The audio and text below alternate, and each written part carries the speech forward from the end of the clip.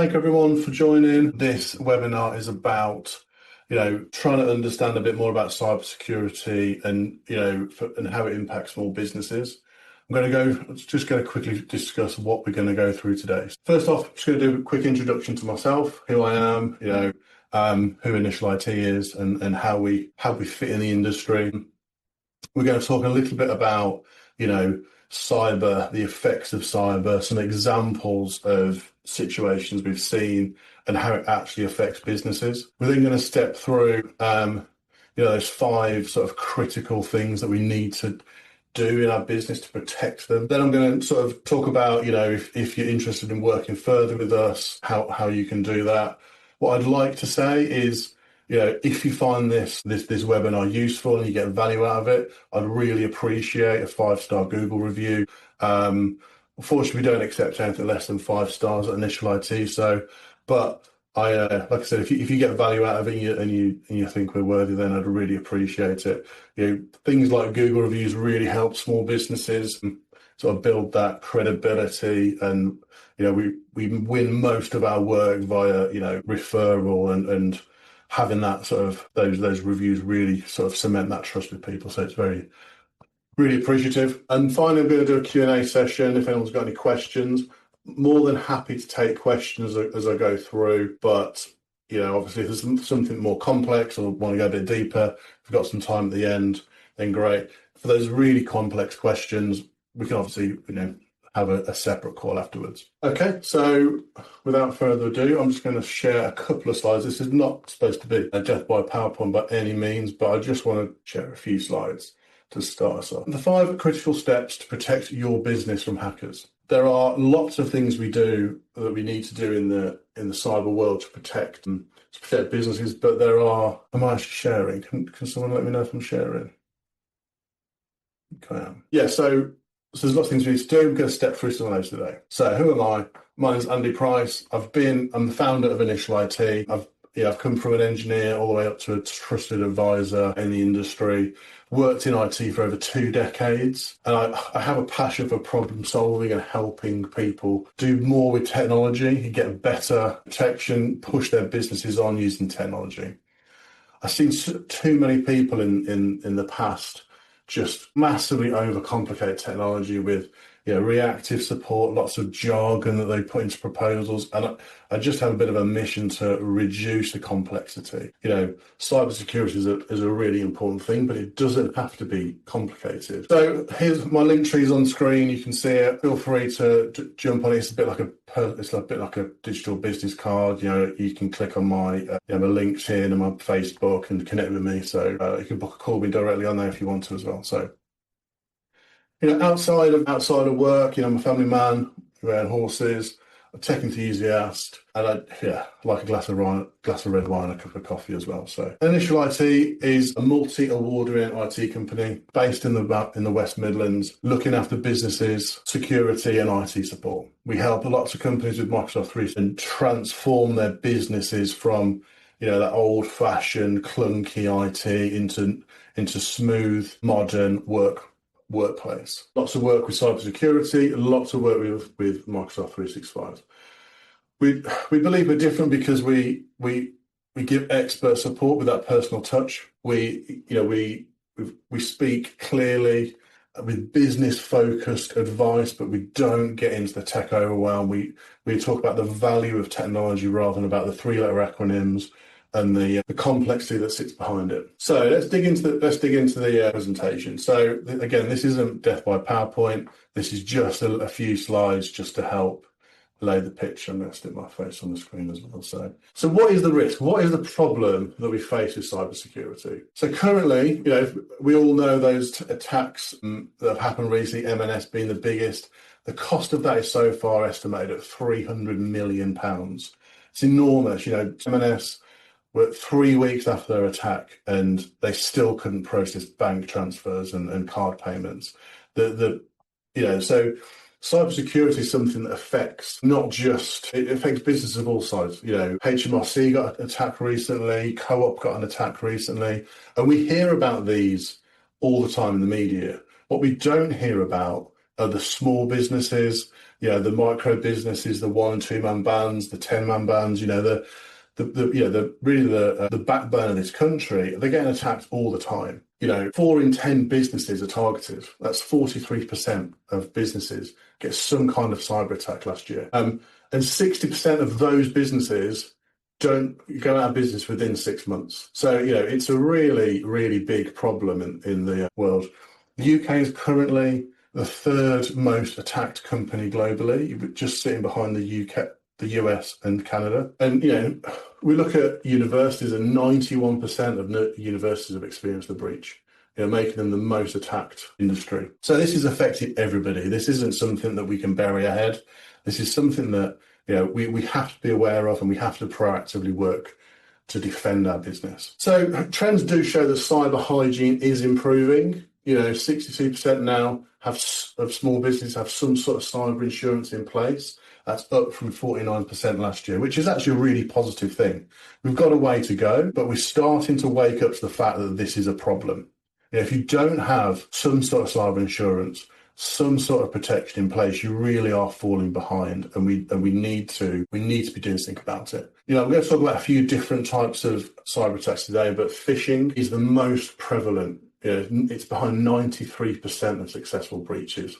So phishing is, sending out emails that trick employees into, or a WhatsApp or a text. It doesn't have to be an email, but tricking people into handing over data, handing over, log-on information. So an attacker can then cause damage, either reputational, financial, some sort of damage to that business. 93%. And the retail and manufacturing industries saw the most cyber attacks in so far this year, 3,500 in the UK alone. So we've got a real problem with cyber. It's not going anywhere, and we need to be protecting our businesses against it. So again, phishing, the most common sort, it's hitting 95% of charities.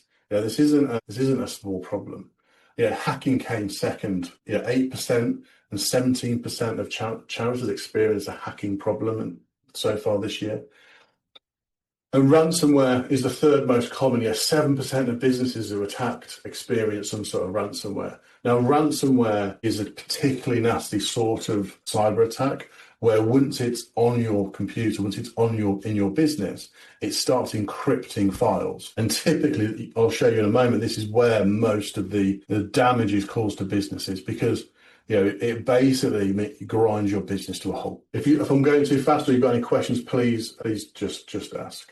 So here we can see this is a graph from the ICO that reported incident types, and you can see at the bottom that ransomware was the most reported incidents to the ICO. And what that means is there's some sort of data loss happening, either encrypted data they couldn't get back, data exfiltrated, out of their business onto the dark web, onto the internet. So ransomware, although it sits at 7% attack of the industry, it is a massive, massive problem. And if we don't protect against it, it can shut our business down overnight. So what are some of the intangible, effects of cyber breaches?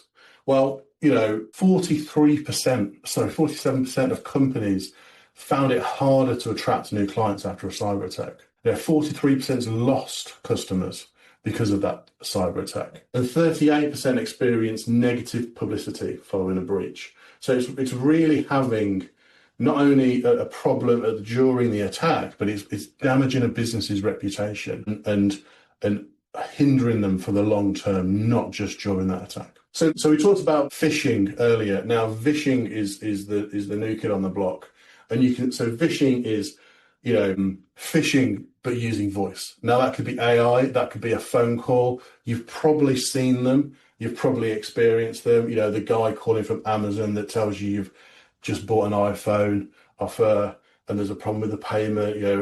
Someone calling from the bank telling you that something's wrong and they need your passwords. This is an increasing threat that's really taking over. You can see the rate of increase on this graph, which just really, it's not going anywhere. And the point that I'm proving with this graph here is that it's humans that are becoming the weakest link in cyber.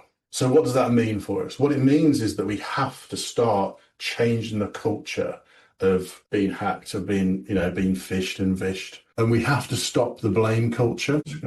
Just going to stop sharing my. Dave, can you stop sharing the screen? Thank you. So we have to stop the blame culture, and we have to be proactive in encouraging staff to come forward when they've experienced something like this. Because currently, what happens a lot of the time is people click on the wrong link and think, "Oh my God, I've done something wrong. I'm going to just hide and not say anything." And that's a real problem in the world of cybersecurity, because the minutes matter, and we have to change that culture to train staff to spot these things, educate them consistently, and make it a no blame culture to ensure that when there is a problem, they put their hand up and they feel confident and happy that they're supported, because this is a seriously sophisticated stuff these days. So it's quite interesting to dig into the detail a little bit about how the cyber crime business works. This isn't a bunch of kids in hoodies anymore, sat in basements, hacking away at green screens. This is a legitimate businesses that sit out on the dark web. There are businesses based in places like Russia and China that will deliver ransomware as a service. So, and what that means is, a disgruntled employee, someone that's got some credentials to a business, can go and find somebody that will deploy a payload to a business that will actually encrypt, deliver ransomware to a business on demand. So you don't necessarily need to know an awful lot about hacking and ransomware and cybercrime to actually have an impact. You just go and buy a service to do it. So that means that the barrier to entry is really low. It's really, really quite easy to start, so what I wanted to do was give you a couple of examples of breaches that we've seen. Fortunately, none of our clients have had a breach, but what we have done is had to help new clients as they've had a breach. And I just wanted to walk through sort of examples of what we see and actually how it impacts day-to-day life. So the first example is a security company that got in touch with us based in London, and it was about a week before Christmas, and they rang us up and said they'd had a breach. Their files were encrypted, their business grounds were held. Now, these guys were an operation. They were about 30 staff, but unfortunately hadn't really invested in any security or cybersecurity for many years. Their infrastructure was old. They didn't really take it seriously. What happened was their firewall was compromised, so an attacker got in through the firewall and then delivered ransomware into that business. It stopped that business instantly. A week before Christmas, they ground to a halt. One of their busiest periods of their year, they couldn't operate. And they were down for probably 8 weeks until they could start trading again. So the loss in revenue they calculated was about 300,000. And then the cost to get them back up and running and then secure was another 60,000. So really high numbers where they could have took some very simple steps and protected their business. So another person we helped recently, a much smaller scale, was a wellness coach that had their Facebook account hacked. So she was new to business. She just started, running some ads, trying to drive some business to her Facebook page, and she received an email, a message from who she thought was Facebook. She clicked the link. It said, you've done something dangerous or something against our policy. You need to click the link, which is a phishing attack. She clicked the link, asked her to authenticate who she was, username, password. Once she'd done that, they then went in and set up multi-factor authentication on her Facebook account and actually locked her out of her own account. It took her 3 weeks to get back into that account and stalled her business growth completely. Now, for her, in terms of numbers, it was a much smaller scale than the last example I gave you. But for her, just starting up, it stopped her in her track. So this is why I say we all hear about the M&S attacks and the Co-op attacks. Harrods attack got done recently, but we don't hear about the stories like this lady that was just trying to start a business and she was halted before she even started. Because the attacker had set up MFA as her, she couldn't then prove who she was. So it was a real catch-22 situation. The third example was a few years ago, we got approached by a legal firm, and they had a ransomware attack on their file server. And so every case they'd ever worked on, every document, every email they stored in those cases was encrypted. And they had a message on the screen to say, you can't unencrypt. We need X amount of Bitcoin to deliver the decryption keys. And they were completely and utterly stuffed. Fortunately, we went in, we were able to recover their data and get them back up and running. But again, it was weeks that they couldn't operate.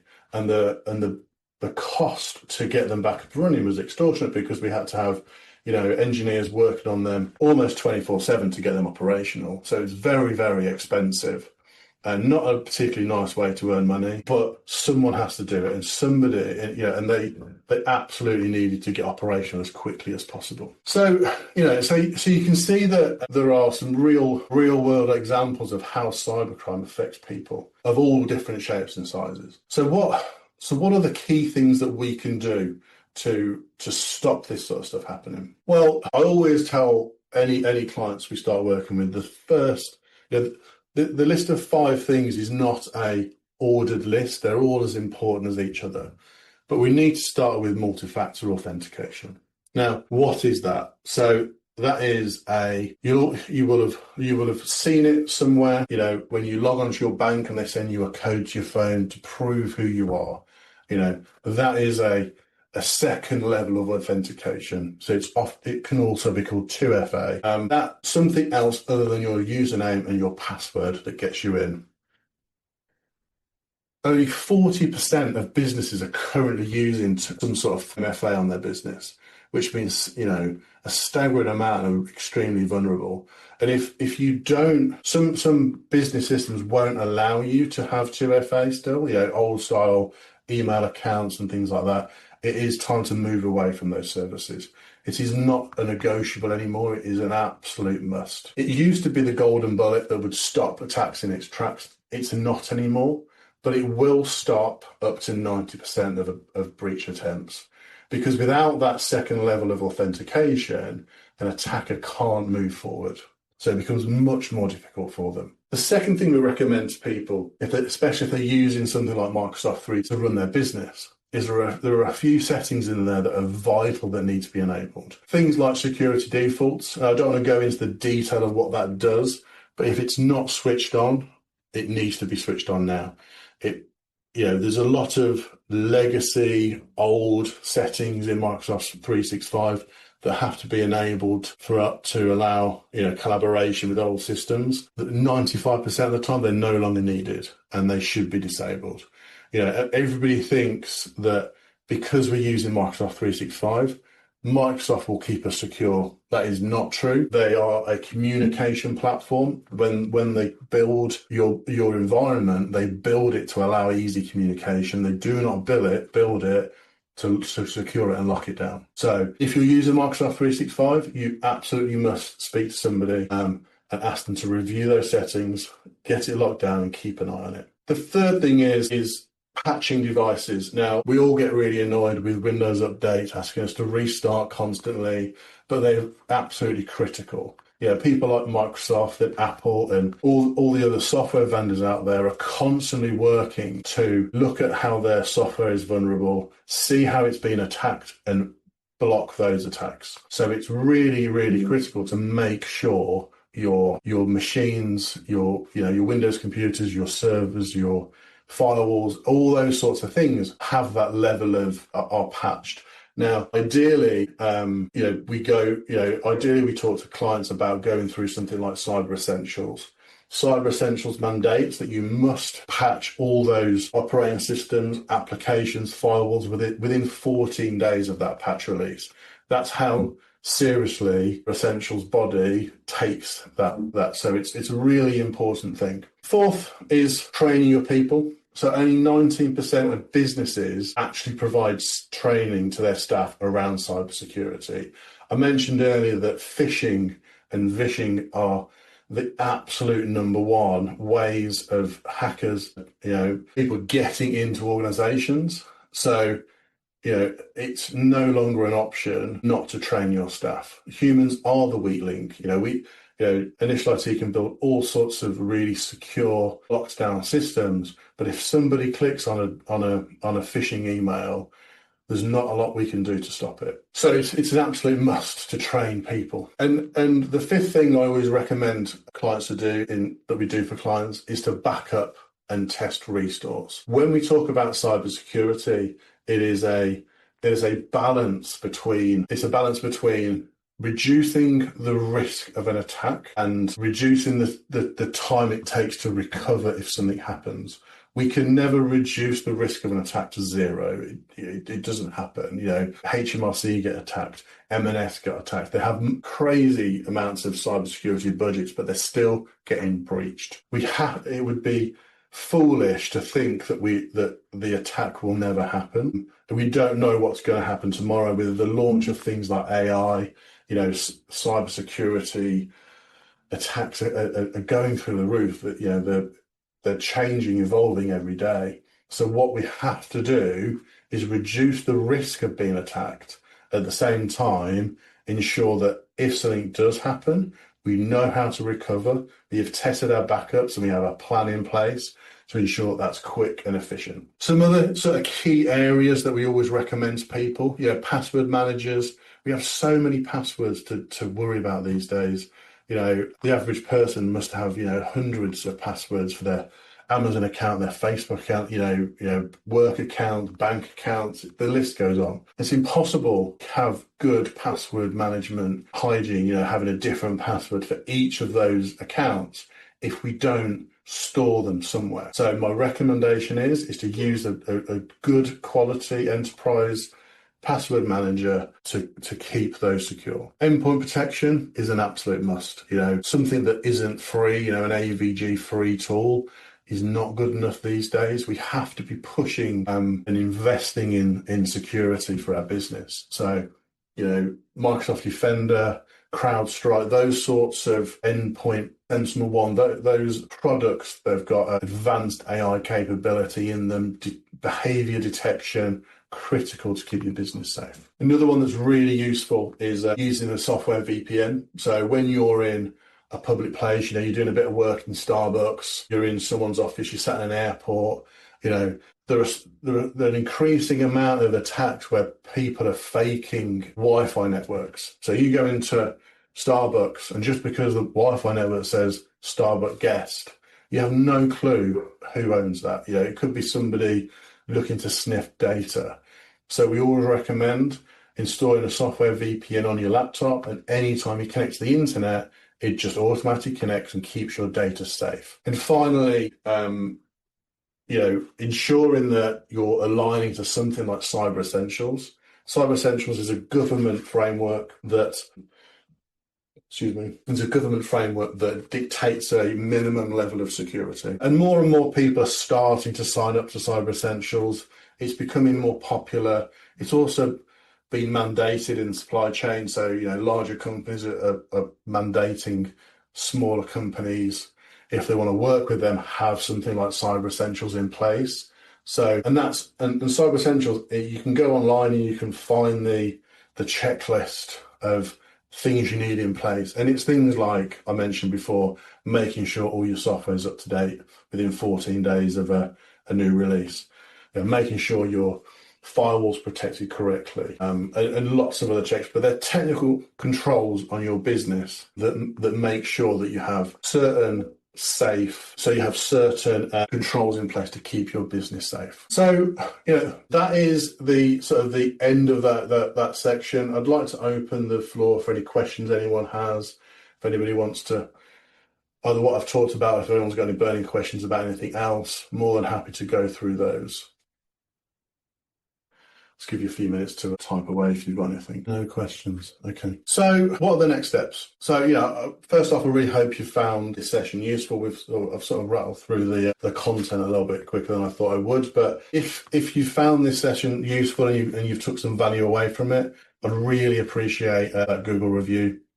Like I said, I really would love a 5-star review if you found it useful. If you'd like to work with us more and continue to investigate how, what the next steps are to increasing your security, to look at your security, your business. I'd love to invite you to a security audit. So I can share the link. Bear me 1 second. Just find the link for you. I'll share it on screen. So yeah, so if you'd like to sign up, I think I'm sharing. Am I sharing? Give me 1 second. There we go. Sorry about that. So here's the link, and I'll drop it into I'll send it out in a message after the call. But if you'd like to sign up, sort of audits are typically 497 to go through and review your business and look at how we can improve and put a roadmap together for you to improve it. So thank you for being on the webinar today. I've dropped that to 97 for the first 5 clients that apply. All you need to do to apply is just go to this link and just drop your details on this button, and I'll give you a call. We'll go through the next steps and we can book a call in to discuss things further. Another option for you you'd like to is a cybersecure check. So if you want to have a look at how your business looks from an external point of view, you can use this page. Again, I'll drop this into a message after the call. So the point here is you go and put your domain in here, and then it will scan your website, your email setup and security, and then give you a report. Once it comes back, you can put your email address in and your name, and you get a full report of what it looks like. And again, if you'd like me to spend some time going through that report with you and showing you how to make some improvements, I'm more than happy to. And that's it for me. So like I said, if anybody has got any questions before I wrap up, feel free. I will be sending a recording out of this so you can recap it if you want to and share it with anybody else that wasn't able to join. But apart from that, I just want to say thank you for joining, and hopefully I'll see you next time. Just waiting for any last questions to come in. Okay, no questions? Brilliant. We're sort of slightly ahead of time, but thanks everyone for joining. Appreciate it, and I hope to see you soon. Take care. Bye.